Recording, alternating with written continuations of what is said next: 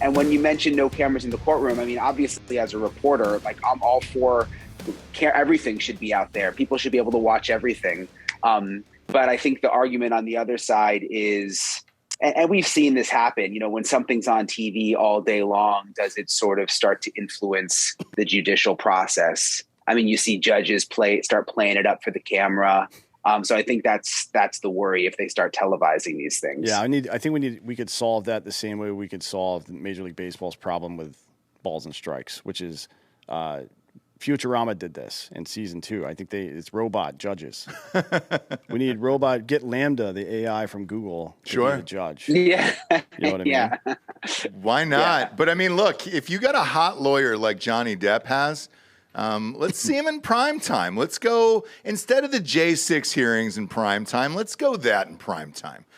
Speaking of which, are you watching any of these hearings as they're going on? Yeah, I have been. I've been watching today's a little bit, off and on. I've been had some other stuff going on, but I've had it off and on. I mean, today seemed like a pretty explosive day. I haven't followed it that closely though today. The reason I ask is, do you think Americans care? I haven't heard one single person talking about this at the grocery store. Johnny Depp was nonstop, wall to wall. Every dinner conversation, you know, you hang out, you got the T-shirts, you got all the fun stuff. This is one of those things I don't know that anyone cares really. I think people think it's just become so politicized. I mean, you know, the Democrats milk it.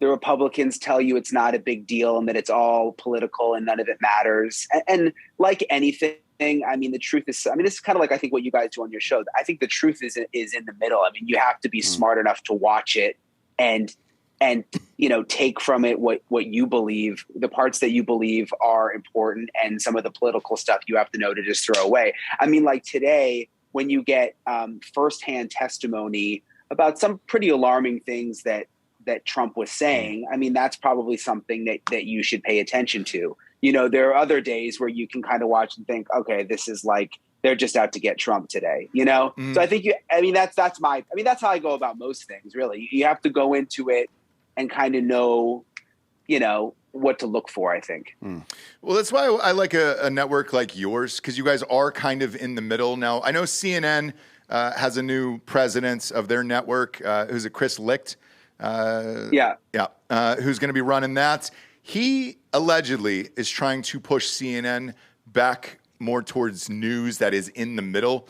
I think, you know, mostly because when you cover the left for, you know, only the left for so long, you're very limited in the stories you can do, especially when things go wrong. Like with Biden in office right now, there's nothing you can really talk about and or cover as a journalist. And, you know, the ratings are obviously in the toilets. I would love to see most of the news go back towards the middle.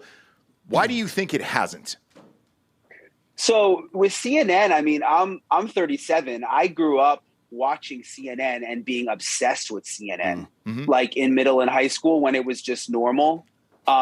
Like, that's kind of why I wanted to do this. Like, they were always on the big breaking news, and, you know, it wasn't right or left at all. So CNN used to be so awesome, and then it just went crazy. And I think what's interesting is, like, I love what this new president is saying he's going to do if he could do it, kind of go back to the middle. But how do you do that when you have all the same people there? Like, how are we supposed to trust any of these anchors who have just like gone totally nuts for the last 4 years? And like, you know, they just put their opinion on. I mean, that's like what we're not supposed to do. You know, every night they tell you what to think, and now all of a sudden you're going to have the same people.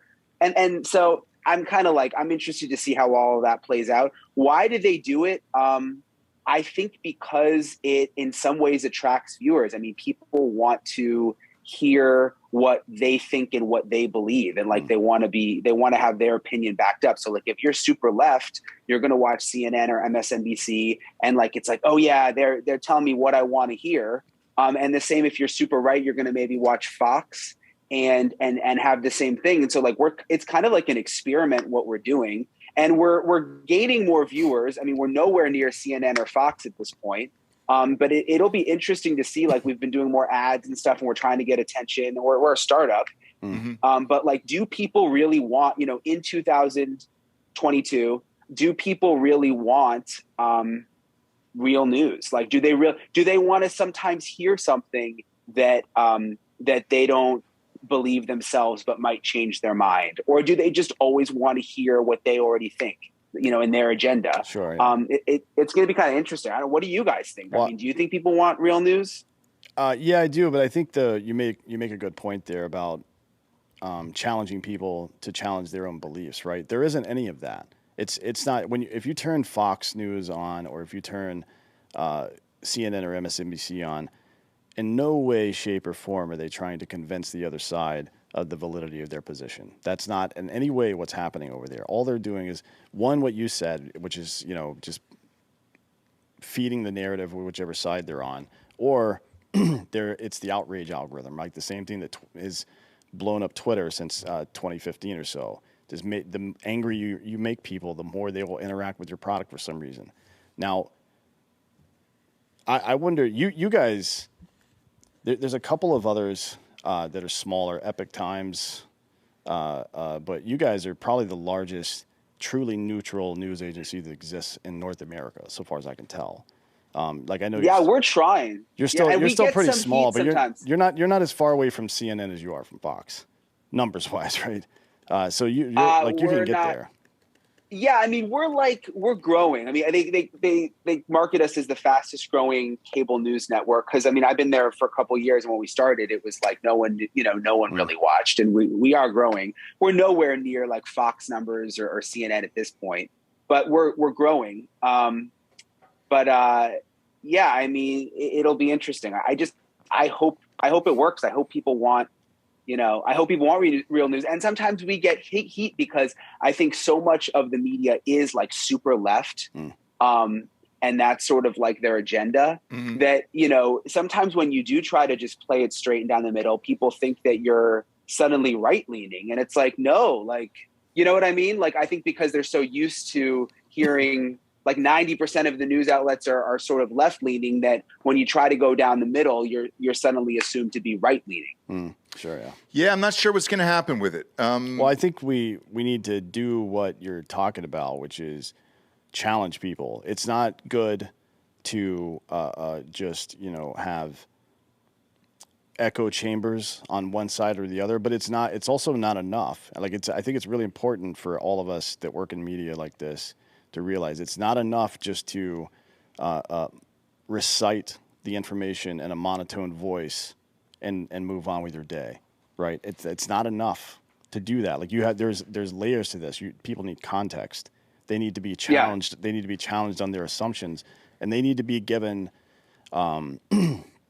like a graceful landing spot to challenge their assumptions and change their mind instead of having half the country dance on your grave if you make a misstep at some point. Mm-hmm. You know what I mean? Yeah, and I think you have to challenge whoever is in power, no matter who it is. I mean, Biden's in power now, so you got to be hard on him. And I watch the press briefing sometimes. It's like, sometimes there's so many softballs. It's like, you got to be so hard on this guy. He's the leader of the free world. And then if there's a Republican in office, you have to do the same exact thing. It shouldn't look like you're taking one side or the other. And the thing in today's world, and you guys know this from what you do, I mean, we talk about this all the time at work. It also can't be boring. I mean, people want some entertainment today. It has to be interesting. You have to make good TV, but be fair too. Yeah. I just wonder if the media hasn't already divided everyone to where they're not ready for just down the middle news anymore. That's the biggest thing that I question, especially, when I read the CNN thing, because along the lines of what Dan said, I think you got to nuke out all of those reporters first, Stelter and those guys, because you're already used to their opinion. You already know where they stand on all of the issues. You almost have to start with a clean slate and just get all new people there all together, which is great about your network is there's not anybody that's super famous on there. So when you're hearing the news, at least it makes it believable from someone who is grounded versus one of these, old heads who's been on the circuit for 20 years and just regurgitating the same stuff. But, with the popularity of podcasts and the ratings for like our show and everybody else's that are, pretty big shows, top 50 on a day-to-day basis,